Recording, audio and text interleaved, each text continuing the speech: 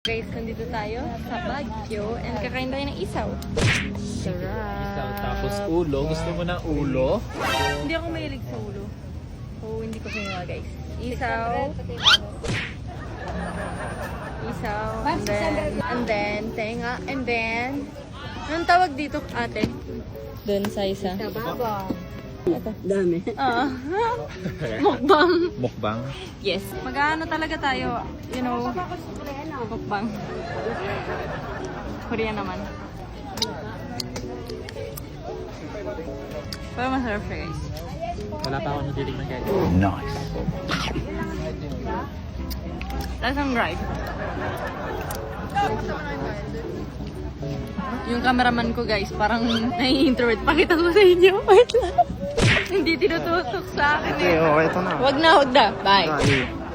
Guys, tinan nyo. Gusto ko sana kainin ngayon. Isaw. You know. Kaso wala, tinikot ni mama.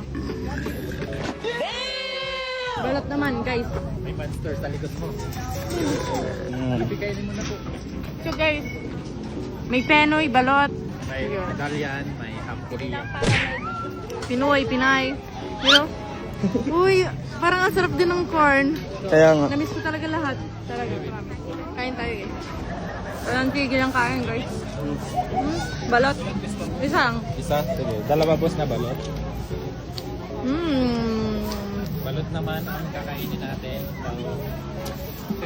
First time eating balot sa Baguio. Kaya nga.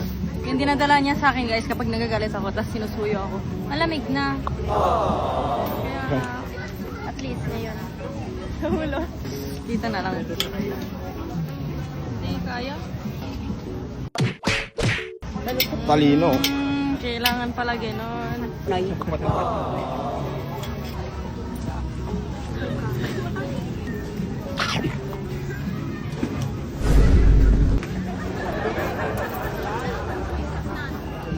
Mainit. Ay, pasinaw! Okay lang yan, boss. Kainin mo lahat. Pero alam nyo guys, ito yung pinakamasarap na natikman ko sa buhay ko na talaga. Wala. Baka kasi mainit. Sarap! Sila alcohol mo rin. Ako, gusto ko ng corn cheese. Maliit lang. Talagang street food malala today, guys. Yes, gagawin natin tong reels. Ay, in-stream ads. Mado! Ito po kuya. Isa. Sa Baguio lang ang ganito. Talaga lahat ng hinahanap mo nandito. Ayan na! Finally! Oh my God! Nangukay guys. Dito. Uno. Magkano nagastos mo? Inubos ko. Pinubos mo? Libo. Oh, pero hindi naman dami. Medyo matamis. Medyo may gatas. Oh guys, look. What is this? Nilatog. Nilato? Sarap yan. No! Hindi nyo guys ang pinapasabi sa akin. Ibig sabihin nun, tumigas. Ha? Binatog. Yan yung corn natin. Tikman natin. O, pratik mo.